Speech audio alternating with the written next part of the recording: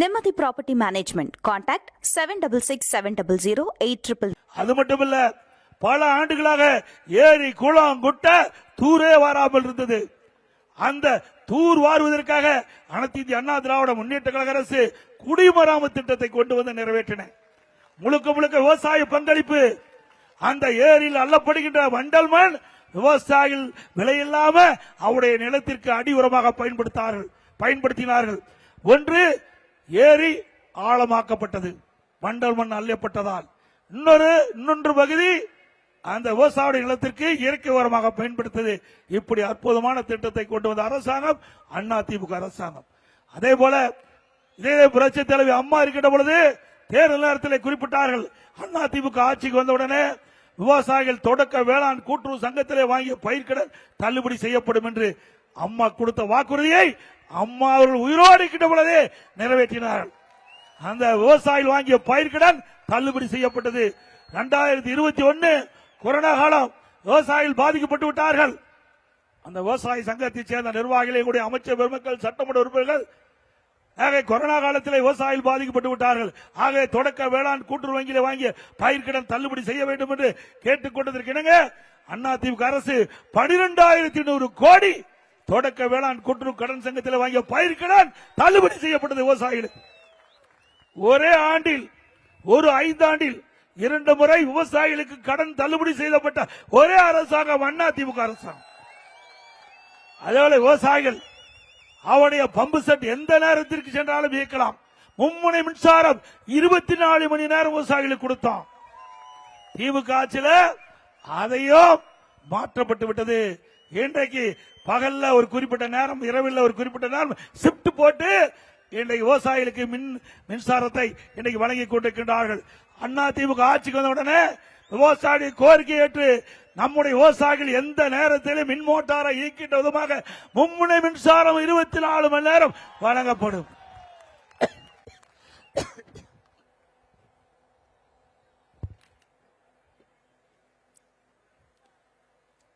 அதே போல விவசாய தொழிலாளிகள் பசு வீடுகள் கட்டி கொடுத்தோம், விலையெல்லாம் கறவை மாடுகள் கொடுத்தோம், விலையெல்லாம் ஆடுகள் கொடுத்தோம், விலையெல்லாம் கோழிகள் கூட கொடுத்தோம். கிராமத்தில் இருக்கின்ற நம்முடைய தாய்மார்கள் பொருளாதார வளர்ச்சி பெற வேண்டும். இன்றைக்கு ஏழை எளிய ஒடுக்கப்பட்ட நசுக்கப்பட்ட அந்த சாமானிய மக்கள் பொருளாதாரம் ஈட்ட வேண்டும் என்று அண்ணா திமுக ஆட்சியில் இந்த திட்டத்தை எல்லாம் கொண்டு வந்து நிறைவேற்றினோம். அதோட அனைத்து இந்திய அண்ணா திராவிட முன்னேற்ற கழக ஆட்சியில் சிந்தித்து பார்க்க வேண்டும். இன்றைக்கு எல்லா கிராமத்திலும் அற்புதமான தார் சாலைகளை அமைத்து கொடுத்தோம். பிரமாண்டமான தார் சாலை 2011க்கு முந்தி நீங்க கிராமத்தில் எப்படி சாலைகள் இருந்தது, 2011க்கு பிறகு 2021 வரை கிராமத்திலிருந்து நகர வரை எப்படிப்பட்ட தார் சாலைகள் அமைந்துள்ளது என்பதை நீங்கள் எண்ணி பார்க்க வேண்டும். அது மட்டுமில்லாம இன்றைக்கு தமிழகத்திலே எல்லா துறைகளிலும் சிறந்து விளங்கிய அரசாங்கம் அண்ணா திமுக அரசாங்கம். தேசிய அளவில் பல விருதுகளை பெற்றோம். இன்றைக்கு உணவு தானிய உற்பத்தி இந்தியாவிலேயே அதிக அளவில் உற்பத்தி பண்ணி செய்து கிறிஸ் கர்மான் என்ற விருதை 5 ஆண்டு பெற்றோம். உறுப்பு மாற்று அறுவை சிகிச்சை அதுலயும் அண்ணா திமுக ஆட்சியில் தான் தொடர்ந்து தேசிய விருது பெற்றோம். உள்ளாட்சி துறையில 140 விருதுகள் தேசிய அளவில் பெற்றுகிறோம். மின்சார துறையில தேசிய விருது, போக்குவரத்து துறையில தேசிய விருது, உயர்கல்வியிலே தேசிய விருது, சமூக துறையில தேசிய விருது, இப்படி நீர் மேலாண்மையிலே தேசிய விருது, இப்படி அனைத்து இந்திய அண்ணா திராவிட முன்னேற்ற கழக ஆட்சியிலே துறை வாரியாக சிறப்பாக செயல்பட்டு இந்திய அளவில் விருதுகளை பெற்ற ஒரு அரசாங்கம் என்று சொன்னால் அது அண்ணா திமுக அரசாங்கம். அதனாலதான் திரு ஸ்டாலினால அண்ணா திமுக ஆட்சி மீது குறை சொல்ல முடியல. அண்ணா திமுக ஆட்சி மீது குறை சொல்ல முடியல. இப்ப ஸ்டாலின் என்ன பேசுறாரு, எல்லா பொதுக்கூட்டத்திலையும் தமிழ்நாட்டுக்கும் டெல்லியில் இருக்கிற என்டிஏவுக்கும் போட்டியா. ஸ்டாலின் பேசுவது கூட்டத்தில் தமிழ்நாட்டுக்கும் என்டிஏ தேசிய ஜனநாயக கூட்டணி டெல்லியில் அதுக்கு தான் போட்டியா, தமிழ்நாட்டில் போட்டி இல்லையா. ஏன்னா நம்ம எதிர்க்கிற சக்தி திமுகவுக்கு இல்ல. திரு ஸ்டாலின் அவர்களே, எங்களுடைய கூட்டணி தெளிவாக இருக்கின்றது.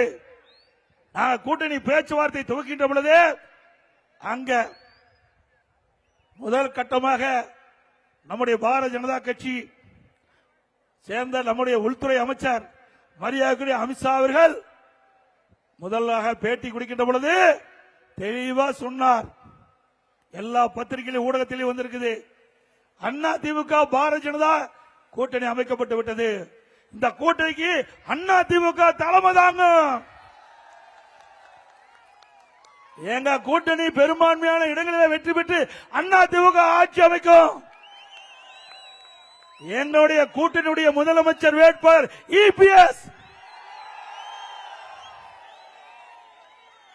ஏன்னா இங்க இருக்கிற முதலமைச்சர் ஒண்ணுமே தெரியாத பொம்மை முதலமைச்சர் ஸ்டாலின் அவர்களே. இன்றைக்கு தமிழ்நாடு சட்டமன்ற தேர்தல் நடக்க இருக்குது.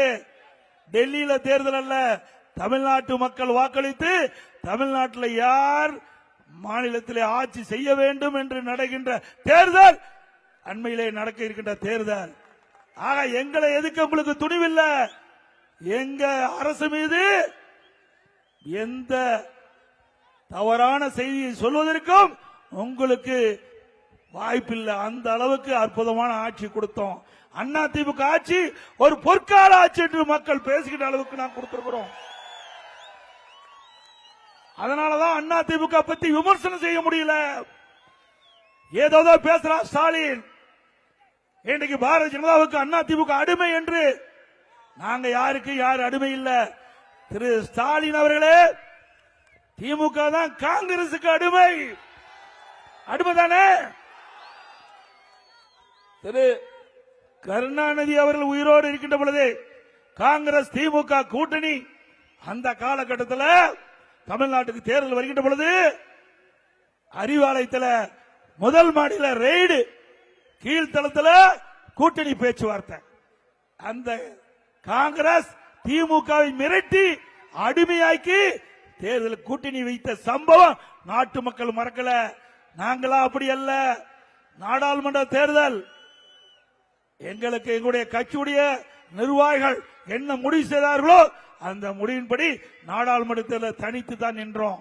இப்பொழுது திமுக என்ற மக்கள் விரோத ஆட்சி அகற்றப்பட வேண்டும் என்ற ஒரே அடிப்படையில் ஒத்த கருத்துடைய கட்சிகள் எல்லாம் ஒன்றாக இணைந்து வாக்குகள் சிதறாமல் நிறுத்தப்படுகிற வேட்பாளர் வெற்றி பெற்று மக்கள் விரோத ஆட்சியை தமிழகத்திலிருந்து அகற்றப்பட வேண்டும் என்ற அடிப்படையில் நாங்கள் கூட்டணி அமைச்சிருக்கிறோம். மக்களுடைய விருப்பப்படி கூட்டணி அமைச்சிருக்கிறோம். அந்த கூட்டணி ஒரு வலிமையான கூட்டணி, மக்கள் விரும்புகின்ற கூட்டணி, வெற்றி கூட்டணி, அண்ணா திமுக தலைமையில் அமைக்கப்படுகின்ற கூட்டணி. அவை நடைபெற்ற சட்டமன்ற பொது தேர்தலில் அனைத்து இந்திய அண்ணா திராவிட முன்னேற்ற கழகம் இன்றைக்கு பாரதிய ஜனதாவோடு இணைந்து தேசிய ஜனநாயக கூட்டணி என்ற அமைப்பை ஏற்படுத்தி இன்றைக்கு தமிழகத்திலே மிகப்பெரிய வெற்றி பெறுகிறது. அண்ணா திமுக பெரும்பான்மையோடு ஆட்சி அமைக்கும். ஸ்டாலின் பார்க்க போறார். இன்றைக்கு காங்கிரசும் திமுகவும் 20 நாட்கள் வார்த்தை போர் நடந்து கொண்டிருந்தது. பத்திரிகை ஊடகத்திலே திறந்தால் இந்த செய்தி தான். பத்திரிகையில வருகின்ற செய்தி, ஊடகத்தில் வருகின்ற செய்தி என்ன செய்தி? திமுகவும் காங்கிரசுக்கும் பேச்சுவார்த்தையில் பிரச்சனை, அந்த தொகுதி பங்கீட்டில் பிரச்சனை, தொகுதி எத்தனை இடம் வழங்கப்பட வேண்டும் அதில் பிரச்சனை என்று தினந்தோறும் வந்தது. இன்றைக்கு காங்கிரஸ் திமுகவை மிரட்டி 28 இடங்களை பெற்றிருக்கு. ஸ்டாலின் அவர்களே, நீங்க தான் காங்கிரசுக்கு அடிமை. அனைத்து இந்திய அண்ணா திராவிட முன்னேற்ற கழகத்தை பொறுத்த வரைக்கும் வெளிப்படையாக எங்களுடைய கூட்டணி இருக்கின்றது. எங்க கூட்டணியிலே அமைக்கப்பட்ட கட்சிகள் ஒருவருக்கு ஒருவர் பரஸ்பர உணர்வோடு செயல்படுகின்ற கூட்டணி அண்ணா திமுக தலைமையில் அமைக்கப்பட்ட தேசிய ஜனநாயக கூட்டணி என்பதை நேரத்திலே தெரிவித்து, இன்றைக்கு திராவிட முன்னேற்ற கழகம் ஆட்சிக்கு வந்த பிறகு தினந்தோறும் போராட்டம், விவசாயிகள் போராட்டம், சத்துணவு அமைப்பாளர் போராட்டம், இன்றைக்கு ஆசிரியர்கள் போராட்டம், தூய்மை பணியாளர்கள் போராட்டம், பகுதி நேர ஆசிரியர்கள் போராட்டம், அதுபோல போக்குவரத்து ஊழியர்கள் போராட்டம், தினந்தோறும் போராட்டம். 2021 சட்டமன்ற பொதுத் தேர்தலில் திராவிட முன்னேற்ற கழகம் ஆட்சி அமைச்சா அந்த யாரெல்லாம் இந்த போராட்டம் நடத்துகிறார்களோ அந்த அமைப்புக்கெல்லாம் வாக்குறுதி கொடுத்தார். ஆட்சிக்கு வந்தவுடைய உங்களுடைய கோரிக்கைகள் நிறைவேற்றப்படும் என்று வாக்குறுதி கொடுத்து அவருடைய வாக்குகளை பெற்று ஆட்சிக்கு வந்த பிறகு இதுவரை நிறைவேற்றவில்லை. இன்றைக்கு ஆட்சி இறுதி கட்டத்துக்கு வந்துவிட்டது. அதனால இன்றைக்கு அந்த அமைப்பை சேர்ந்தவரெல்லாம் வீதியிலே வந்து போராடக்கூடிய நிலை இந்த ஆட்சியிலே பார்க்கின்றது. ஆக மக்களை ஏமாற்றி வாக்குறுதி கொடுத்து நிறைவேற்றாம வாக்களை பெற்று ஆட்சிக்கு வந்து மக்களை மறந்த கட்சி திமுக கட்சி. அதற்கு தகுந்த பாடம் வருகின்ற சட்டமன்ற தேர்தலிலே மக்கள் வழங்குவார்கள் என்பதை நேரத்தில் தெரிவித்து 2021 சட்டமன்ற பொதுத் தேர்தலில் திராவிட முன்னேற்ற கழகம் 2021 சட்டமன்ற பொதுத் தேர்தலில் திராவிட முன்னேற்ற கழகத்தின் சார்பாக திராவிட முன்னேற்ற கழக தலைவர் திரு ஸ்டாலின் அவர்கள் 525 அறிவிப்புகளை வெளியிட்டார். அந்த 525 அறிவிப்புகளை 1/4 பங்கு அறிவிப்பு கூட இதுவரைக்கும் நிறைவேற்றப்படவில்லை. கிட்டத்தட்ட திராவிட முன்னேற்ற கழகத்தில் ஆட்சிக்கு வந்தா மாதந்தோறும் கேஸ் சிலிண்டருக்கு 100 ரூபாய் மானியம் கொடுப்பாங்க. கொடுத்தாங்களாமா? எங்க நீங்க சொல்லுங்கம்மா. 100 ரூபாய் கொடுக்கல. 100 நாள் கிராமத்தில் 100 நாள் வேலை திட்டத்தை 150 நாளா உயர்த்தினாங்கன்னு சொன்னாங்க. உயர்த்தினாங்களா?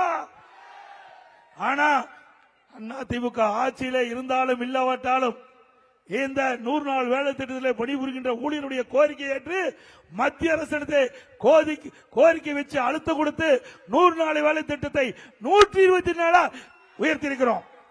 100 நாளா 125 நாளா உயர்த்திருக்கிறோம். அதிமுக தேர்தல் அறிக்கையிலே அதிமுக ஆட்சிக்கு வந்தவுடன் 125 நாட்கள் 150 நாளா உயர்த்தப்படும்.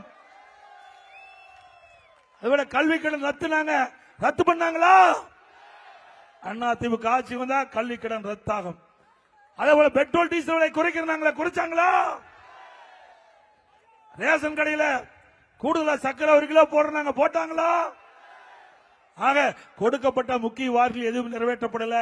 அதே போல விவசாயிகளுக்கு நெல்லுக்கு ஒரு குவிண்டாலுக்கு 2500 ரூபாய் கொடுக்கறாங்க. கொடுத்தாங்களா? கரும்புக்கு ஆதார விலை 4000 ரூபாய் கொடுக்கறாங்களா? கொடுத்தாங்களா விவசாயிக்கு? ஆக முழுக்க முழுக்க விவசாயிகளை ஏமாற்றி அரசாங்கம், பொதுமக்களை ஏமாற்றி அரசாங்கம் மீண்டும் தமிழகத்தில் வருவதற்கு துடித்துக் கொண்டிருக்கிறார்கள். அந்த ஆட்சி மீண்டும் வர வேண்டுமா? இப்படி மக்களை ஏமாற்றி ஆட்சிக்கு வந்து மக்களோட ஆட்சி அகற்றப்பட வேண்டும் என்பதுதான் ஒட்டுமொத்த தமிழக மக்களுடைய எண்ணம். அந்த எண்ணம் வருகின்ற சட்டமன்ற பொதுத் தேர்தலில் நிறைவேற்றப்படும் உங்களா என்பதை நேரத்தில் தெரிவித்து, வருகின்ற சட்டமன்ற பொதுத் தேர்தல் முக்கியமான தேர்தல். இந்த சர்வாதிகார ஆட்சி, குடும்ப ஆட்சி, வாரிசு அரசியலுக்கு முற்றுப்புள்ளி வைக்கின்ற தேர்தல் சட்டமன்ற தேர்தல். ஆகவே இந்த பெருந்துறை சட்டமன்ற தொகுதியில் இருக்கின்ற வாக்கா பெருமக்கள் அத்தனை பேரும் எங்களுடைய கூட்டணி கட்சியினுடைய வேட்பாளர்களை ஆதரித்து வெற்றி பெற செய்வது என்று இந்த நேரத்தில் தெரிவித்து, இந்த ஆட்சிக்கு வந்த பிறகு மின் கட்டணம் உயர்வு 57% உயர்ந்து விட்டது. ஆண்டுக்கு 6% மின் கட்டண உயர்வு. அதே போல பேரூராட்சி, நகராட்சி, மாநகராட்சியில் 100% வீட்டு வரி உயர்வு. கடைக்கு 150% உயர்வு. வருடத்திற்கு 6% வீட்டு வரி உயர்வு, கடை வரி உயர்வு. பீக்கவர்ல கடைக்கு கூடுதலான சார்ஜ், குடிநீர் வரி உயர்வு. இப்படி வரி மேல் வரி போட்டுகின்ற அரசு தொடர வேண்டுமா?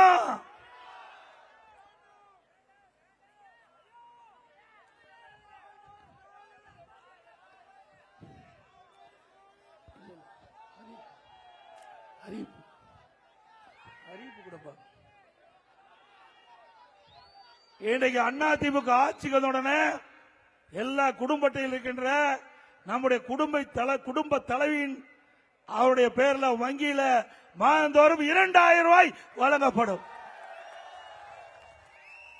அதோடு ஆட்சிக்கு வந்தவுடனே எல்லா குடும்பத்திற்கும் 10,000 ரூபாய் உதவித்தொகை வழங்கப்படும். அதே போல ஒவ்வொரு தைப்பொங்கல் என்றும் பொங்கல் தொகுப்போடு 1000 ரூபாய் வழங்கப்படும். ஒவ்வொரு தீபாவளிக்கும் மகளிருக்கு பட்டுப்புடவை வழங்கப்படும். அதே போல இன்றைக்கு ஏழைகள், வீடு இல்லாமல் இருக்கின்ற ஏழைகளுக்கு அரசாங்கமே நிலத்தை வாங்கி அற்புதமான காங்கிரீட் வீடு கட்டி கொடுக்கப்படும். அதே போல பட்டியலின மக்கள், அருந்ததியர் மக்கள், ஆதிராவிட மக்கள், அந்த குடும்பத்தை சேர்ந்தவர்கள், அந்த குடும்பத்தில் பிறந்த ஆண் பிள்ளைகள் திருமணமாகி தனி குடித்தனம் போகின்ற பொழுது அவருக்கு வீடு இல்லாமல் அவர்கள் தத்தளிப்பதாக எங்களுடைய கவனத்திற்கு வந்திருக்கின்றது. அண்ணா திமுக ஆட்சி மலர்ந்தவுடன் அப்படி தனி குடித்தனம் போகின்ற அந்த குடும்பத்தில் இருக்கின்றவர்களுக்கு அண்ணா திமுக அரசாங்கமே வீடு வாங்கி அற்புதமான காங்கிரீட் வீடு கட்டி கொடுக்கப்படும். முதியோர் உதவித்தொகை 2000 ரூபாயாக மாதந்தோறும் வழங்கப்படும். படித்த பட்டம் பெற்ற இளைஞர்கள் வேலைவாய்ப்பு அலுவலகத்தில் பயிர் செய்தவர்களுக்கு மாதந்தோறும் 2000 ரூபாய் வழங்கப்படும். வேலை கிடைக்கின்ற வரை +2 படிக்கிறவர்களுக்கு 1000 ரூபாய் கிடைக்கும். அதே போல நம்முடைய ஒவ்வொரு குடும்பத்திற்கும் வருடத்திற்கு 3 கேஸ் சிலிண்டர் விலையில்லாமல் வழங்கப்படும். நடபாதையில கடை வைத்துக்கின்றவர் கூட்டுறவு சங்கத்திலே வாங்கிய கடன் முழுவதும் தள்ளுபடி செய்யப்படும். மாற்றுத்திறனாளிகள் கூட்டுறவு வங்கியில வாங்கிய கடன் முழுவதும் தள்ளுபடி செய்யப்படும். அதுபோல இன்றைக்கு பணிக்கு செல்லுகின்ற நம்முடைய மகளிர்கள் குறிப்பிட்ட நேரத்துக்கு பணிக்கு செல்ல வேண்டும். பணி முடிந்து வீடு திரும்ப வேண்டும். அந்த நலனை முன்னிட்டு அதிமுக ஆட்சி மலர்ந்தவுடன் ஒவ்வொரு அம்மா இருசக்கர வாகனத்திற்கும் 25,000 ரூபாய் மானியம் கொடுக்கப்படும். 5 லட்சம் பேருக்கு வழங்கப்படும். இன்னைக்கு எலக்ட்ரிக் ஸ்கூட்டர் மின்சார இன்றைக்கு இருசக்கர வாகனம் வெறும் 35,000 ரூபாய், 25,000 ரூபாய் உங்களுக்கு மானியமா கொடுக்கிறோம். நீங்க ஒரு 1000 ரூபாய் கட்டி போதும், உங்களுக்கு மின்சார 2 இருசக்கர வாகனம் வந்துடும், எலக்ட்ரிக் ஸ்கூட்டர் வந்துடும். மாசம் 500 ரூபாய், கிட்டத்தட்ட 12 மாசத்துக்கு கட்டினா ஸ்கூட்டர் உங்களுக்கு முழுமையாக கிடைச்சிடும். அந்த திட்டத்தையும் கொண்டு வந்து அரசாங்கமா அதிமுக அரசாங்கம் இருக்கும். ஏற்கனவே இந்த திட்டத்தை நடைமுறைப்படுத்தணும். திமுக ஆட்சி வந்து நிறுத்தப்பட்டு விட்டது. மீண்டும் அதிமுக ஆட்சி வந்தவர்கள் தொடரும். அதே போல அதிமுக ஆட்சி இருக்கின்ற பொழுது இன்னைக்கு மக்கள், ஏழை மக்கள் அதிகமாக வசிக்கக்கூடிய கிராம பகுதியில் அம்மா மினி கிளினிக் கொண்டு வந்தோம். சுமார் 2000 அம்மா மினி கிளினிக் அறிவிக்கப்பட்டு 1850 அம்மா மினி கிளினிக் தமிழகத்தில் திறந்தோம். இப்ப அந்த திமுக ஆட்சி வந்தவரை மூடிட்டாங்க. மீண்டும் இந்த மக்களுடைய கோரிக்கையை ஏற்று இன்றைக்கு நகரத்திலிருந்து கிராமம் வரை மக்கள் அதிகமாக வசிக்கின்ற பகுதியில் அம்மா மினி கிளினிக் திறக்கப்படும்.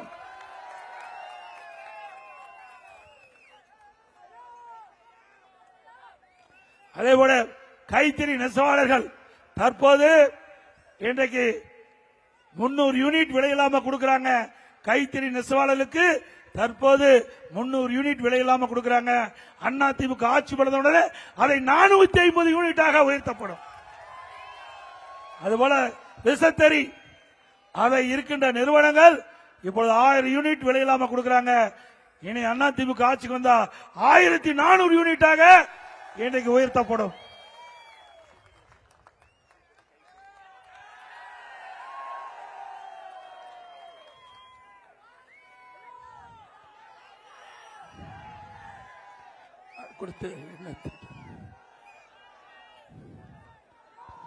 நடைபெறுகின்ற சட்டமன்ற பொதுத் தேர்தலில் நம்முடைய கழக வேட்பாளர் இந்த தொகுதியில் கூட்டணி சார்பாக போட்டியிட்டா அவருக்கு இரட்டை சின்னத்திலே வாக்களித்து வெற்றி பெற செய்யுங்கள். அது மட்டுமல்ல, இந்த சிப்காட்ல வெளியேறுகின்ற நீர் அந்த நிலத்தடி நீர் பாதிப்பதாக சொன்னாங்க.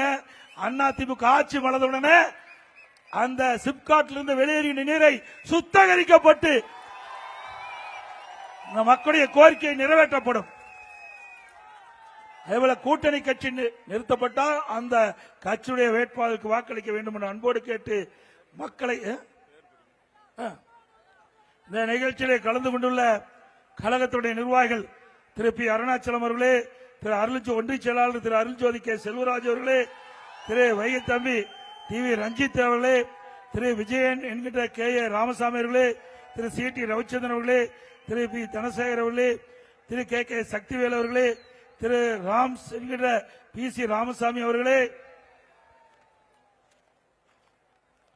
அதே மாதிரி நம்ம கூட்டணி கட்சி சேர்ந்த பாஜக தெற்கு மாவட்ட தலைவர் திரு எஸ்.எம். செந்தில்குமார் அவர்களே, பாஜக கட்சி சேர்ந்த திரு ராயல் கே சரவணன் அவர்களே, பாமக மாவட்ட செயலாளர் திரு வி.எம்.கே. குமார் அவர்களே, தலைவர் திரு எஸ் பார்த்திபன் அவர்களே, மாநில பொதுக்குழு உறுப்பினர் திரு ஏழுமலை அவர்களே, அம்மா மக்கள் முன்னேற்ற கழகத்தைச் சேர்ந்த மாநகர மாவட்ட செயலாளர் திரு வி வெங்கடேசன் அவர்களே, மற்ற அமமுகவை சேர்ந்த நிர்வாகி திரு KRS என்கிற சுப்பிரமணியம் அவர்களே, தமிழ் மாநில காங்கிரஸ் கட்சி சேர்ந்த மாநில துணைத் தலைவர் முன்னாள் MLA சகோதரர் திரு விடியலை சேகர் அவர்களே, தமாக தெற்கு மாவட்டத்தில் திரு VP சண்முகம் அவர்களே, தமாக திருப்பூர் வடக்கு மாவட்டத்தில் திரு வக்கீல் சண்முகம் அவர்களே, கொங்கு மக்கள் முன்னணி திரு சி ஆறுமுகம் அவர்களே, மற்றும் இங்கே திரளாக கலந்து கொண்டுள்ள நம்முடைய கூட்டணி கட்சி சேர்ந்த IJK கட்சி சேர்ந்த நிர்வாகிகளே, நம்முடைய கூட்டணி கட்சி சேர்ந்த நிர்வாகிகளே, தொண்டர்களே, பெரியோர்களே, தாய்மார்களே, கழக உடற்பொறுப்புகளே, பத்திரிகையாளர் ஊடகங்களே, அத்தனை பேருக்கும் என்னுடைய மீண்டும் ஒரு முறை நன்றி தெரிவித்து